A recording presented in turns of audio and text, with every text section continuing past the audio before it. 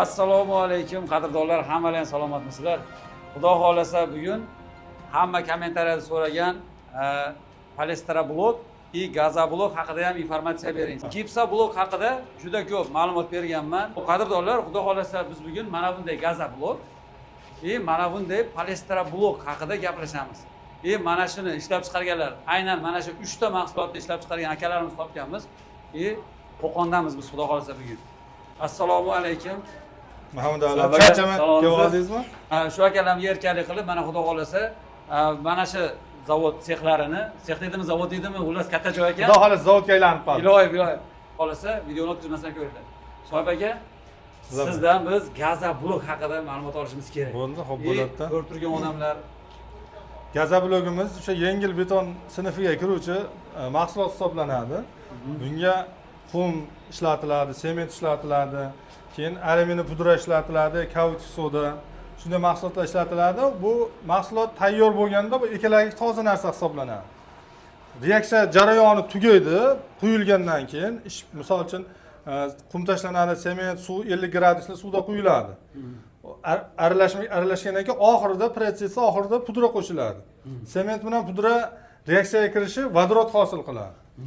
Bu taqqoslash uchun ham turishga taqqoslasa bo'ladi, drojga taqqoslasa bo'ladi.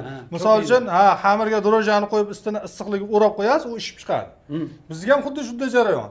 30-32 sm quyiladi, 60-62 bo'lib ishib chiqadi u. Sushilkaga kirib ketiladi. Sushilka 40 gradusdan kam bo'lmasi kerak. Qishda ham, yozda ham. Birinchi sushilka bu. U 2-3 soat mobaynida ishib chiqadi. Formaga kiradi, o'sha formaga quyuq massaga aylanadi. Bortlar yechiladi, video davomida qo'yamiz uni. Undan keyin reskaga kiradi. Bizniki 0.86 kubalik bo'lgani uchun birinchi vertikalni kesiladi, undan keyin gorizontalni kesiladi. Keyin yana sushilkaga kiriladi u. Yana sushilkada bu sutka mobaynida turadi. Uje bitta 50 gradus suv quyilgandan keyin massamiz 40 gradus bo'ladi. U 40 gradus sushilkaga kiradi. Sement u qizdirib bergani hisobiga u 50 gradus 60 gradusga ko'tarilib beradi. Uni erta kesilib yana ikkinchi sushilkaga kirganda u erta ham shunaqa 50 gradus 60 gradus bo'ladi. Kirganingizda ko'rib chiqqan bo'lsangiz kerak issiqligini. Video davomida ketyapti, hozir odamlar ko'ryapti men qayerdan ekanini, xudo xolasa. Hozir bolalar kirib 5ta olib chiqadi, u ko'p turishni iloji yo'q. Sababi issiq bo'lib ketadi-da. Terga botib ketadi. Terga botib ketadi. Sushilkada turgandan keyin sement o'zini o'zi qizdiradi, parlaydi. Shunda mustahkamligi yana ham oshadi uni. Sement shunda o'zini 100% quvvatini bera oladi. Ertasi kuni uji chiqadi, paddollanadi, yana strechlanadi. O'zini issig'i, o'zini nami o'zida qoladi. Sement bateriya bo'lmaydi. Endi 100% deb ayta olmaymiz, endi 5-10% bo'lishi mumkin. Sababi biz ham 100% hali o'zini texnologik nimasini bera olmaymiz. 100% ishlayapmiz deya olmaymiz, yolg'on bo'lib qoladi. To'g'ri. Strechlanadi, o'zini nami o'zida qoladi. Mana ko'rib turganingizdek, baribir polni paddonda. Xuddi shunaqa ko'rdim. Qurilishga borib, ustalar ochmaguncha shu holatda ketadi, xudo xolasa. Buni ko'rgan odam nam deb o'ylashi mumkin, lekin u foydali nam. Foydali namda bu misol uchun sement qotish uchun o'zi suv kerak bo'ladi. Ortiqcha suv ham kerak emas, kami ham kerak emas. Misol uchun hozir havo issiq, misol uchun uni quyoshda qoladigan bo'lsa, isparena bo'lib ketadi. Parlanib ketgan hisobiga sementga qotadigan suv miqdori yetmay qoladi. Demak, reaksiyani to'xtatadi. Quyoshning nuri namlikni olib qo'yadi. Namlikni olib qo'yadi, uqalanadigan bo'lib qoladi. O'shaning uchun misol uchun biz kubasiga 300 kilo ishlasak, kimdir yana 300 kilo ishlayapti, lekin texnik jihatiga e'tibor bermaganligi uchun suv isparena bo'lib ketgan hisobiga uqalanadigan bo'ladi, yumshoq bo'lib qoladi. Sement 100% o'zini quvvatini bera olmaydi. Ya'ni odamlar ko'z oldiga kelish uchun yana bitta hodisani sizlarga aytaman. Hozirgi kunda hamma yerda ommalashgan shlaka bloklar quyilyapti, ya'ni zaborlarga, yana boshqa tashqi devorlarga, yong'ingarchilikka moslab quyilyapti. Arzonligi uchun hamma yerda bor. Shlaka blokni agar oftobda quyoshda qatigan holatini ko'taradigan bo'lsangiz, uqalanib tushib ketadi qo'lingizdan. Sababi quyoshning nurida yeganlik hisobiga reaksiya kirishmay, tosh birlasholmay qoladi. Shuning uchun kim e'tibor bergan bo'lsa, shlaka blokni yoki betonlar ustiga plyonka yoyib qo'yapti, o'zini nami bilan quryapti. Natijada bu reaksiyasi o'zi sodir bo'lganligi uchun hali qotishi foiz ko'payapti. Hozir siz aytdingiz, necha kunda reaksiya davom etadi? Bitta 3 sutkagacha o'zi proshnlik berib boraveradi. O'zi sementni qotish miqdori 28 sutkagacha. 28 sutkagacha bu doim qotishda davom etadi. Biz 3 sutkadan keyin uji chiqarib yuboryapmiz, sababi hozirda ulgurmayapmiz. O'zi bir hafta 10 kun turib qolsa nur ustiga a'lo nur. Lekin hozir beryapmiz, devorni urib uji tomga chiqqancha bu 100% qotadi. keyingi hali shkaturka ishlarini davom ettirsa bo'laveradi. Ha, demak sotib olayotgan odam shoshilib sotib olgan taqdirda ham 3-4 kun bir hafta qolib ketgan bo'lsa, u sizni foydangizga ekan. Tushunishimcha. Xuddi shunday. Turgan sari qotaveradi. Sababi 2-3 oylab qotganlarni ko'rdik. O'tgan yili bergan bo'laklar bu yil borib ko'rganimizda umuman qotib ketgan. Siz har oyda tekshirib qo'yaverasiz, oyma-oy qotib ketaveradi bu. Keyin 100% qurib bo'lgandan keyin suv tekkandan keyin yana qotaveradi. Sababi tarkibida sement bor-da buni. Sement bor. Lekin sement bor ekan, beton bo'lib qoladi, sovuqda o'tkazib yuboradi degan narsa bo'lmaydi. Naboroti bo'ladi. Izolyatsiyasi вообще zo'r. Biz bergan o'sha klientlarimiz aytayapti, mana shunaqa bitirilmagan, hech deraza yo'q. Karavatimni olib kirib yotibman, bitgan uyimdan bu salqin deyapti. Yozda. Izolyatsiyasi zo'r. Mana shuma izolyatsiya, issiqni o'tkazmaslik, sovuqni o'tkazmasligi zo'r. Sababi bu oldin paxsa devor bo'lardi. Ikkala tomoniga zuval o'rib, o'rtasida havo ochiq bo'lardi, vakuum qilib. Havo eng zo'r issiq sovuq tushadigan narsa havo. Havoni o'zi. Endi bunda xuddi shu narsani zamonaviysi. Bunda mikrotrishinalar, kichkina teshikchalar bo'ladi. O'sha teshikchalar misol uchun orasida devor tasavvur qiling, misol katta bitta ochiq bo'shliq havo emasda, uni orasini bo'lib tashlayapsiz. Nechtadir u. U endi qanchaligini vallohu alam xudo biladi. Endi shu vakuum ko'lba bo'lgandan keyin u to'sib qolaveradi. Misol uchun 10 santlik gazoblokka payat lampada olov bersangiz, u tomonini bemalol qo'l bilan ushlatsangiz bo'ladi-da. Qancha vaqtda ham o'tkazmaydi. O'tkazdirmaydi. O'zimiz issiqlik, misol quyosh energiyasi qanchadir 50 dir 60 gradus isishi mumkin. Shundan himoyasi yaxshi. Qishda sovuqdan himoyasi yaxshi. Endi biz aytamiz, bitta devor emas, misol uchun devor 60-70% sovuq o'tsa, misol tomda qilish kerak, polda qilish kerak, eshik derazalar germetichni bo'lishi kerak. Shu joyiga Yevropada shunday standart bor ekan, balandligi 270. Keyin uyda ichida havo aylanish sikli sutkasiga bir marta bo'lish kerak ekan. Bu degani misol uchun 40 kubalik xona sutkasiga bir marta havo aylanish kerak. 40 kuba havo aylanib chiqib ketish kerak. Sutkasiga yo soatiga. Adashgan bo'lishi mumkin, balkim sutka, balkim soat. Bizda shu narsa 11 marta ko'paygan. 11 marta ko'p. O'zbekiston sharoitida 11 marta ko'paygan. Misol 40 kuba aylanib turgan bo'lsa Yevropada, bizda shu 440 kuba aylanar ekan.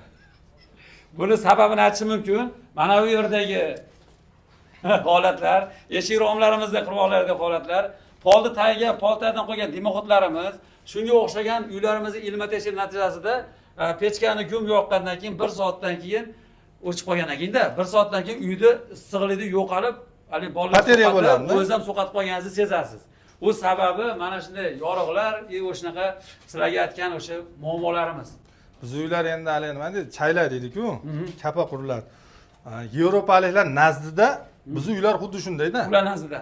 Ularning nazdida xuddi shunday. Misol, ana g'ish uramiz, orasi ochiq bo'ladi. Siz o'zingiz videoda qo'ygansiz. Bundan shamol bersangiz, u tomondan chiqib ketadi. Net santimetr shuvoq qilsangiz, o'sha shuvoq o'shyapti bizda issiq sovug'imizda.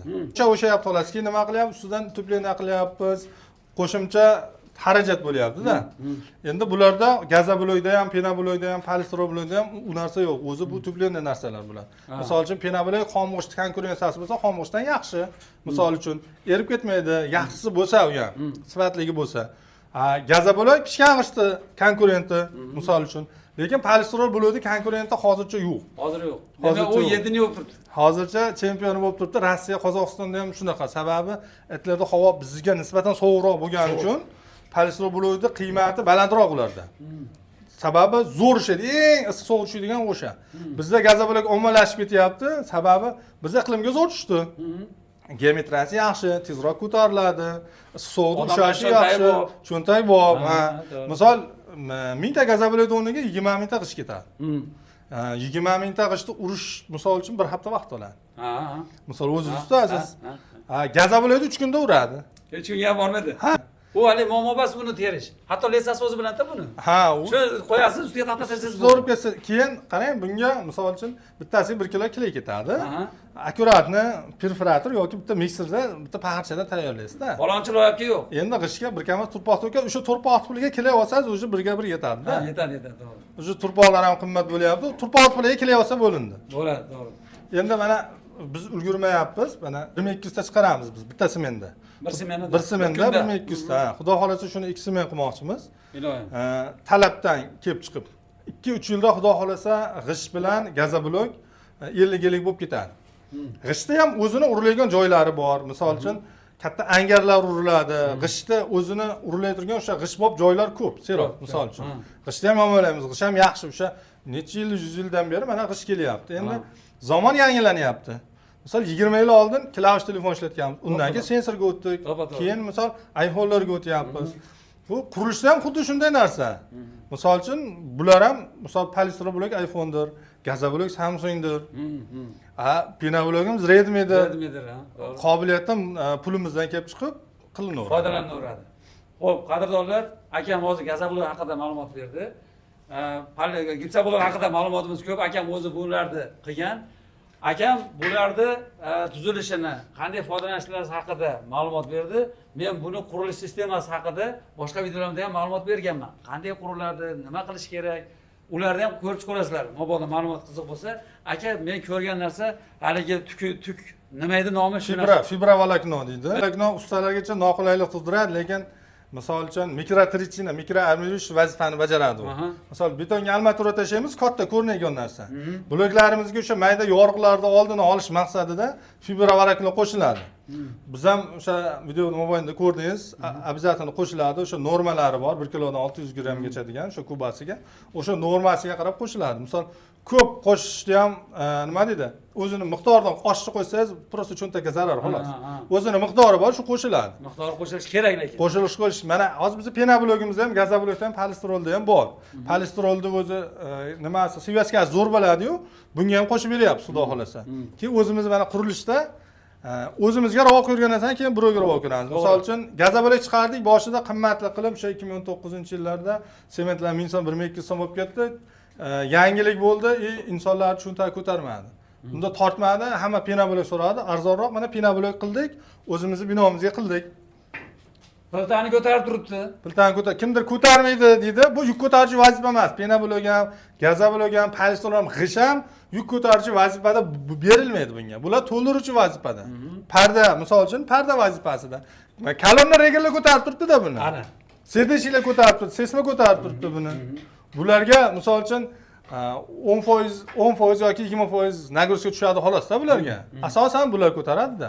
O'sha orasidagi stoka ustunlar, tepadagi o'sha sesma poyizlar, o'sha arma karkaslar piltani ko'tarib, pryamoy buni fundamentga nagruska tushadi shu holatda. Piltani tonnasini hamma ham o'zi chamalasa bo'ladi-da, bu beton narsa. Endi mana polistrolimizda bu tomonda mana hali ko'rsangiz pirmichkada beton yo'q, qo'ymadik. Hozir pirmichkada latok bor. Bu yerga biz latok qo'yib, ichiga to'rttalik armatura, karkas to'qidik. Keyin oldimiz polni priyom ish deraza bo'lgani uchun buni ichiga sesma qo'yib yubordik shunga. Mana bu yerda ham bor. Bunda dumaloq teshiklar bor. Bunda ham ikkita armatura tashlab beton quyilgan. Bu sesmasini bunda qilib pirmichkada.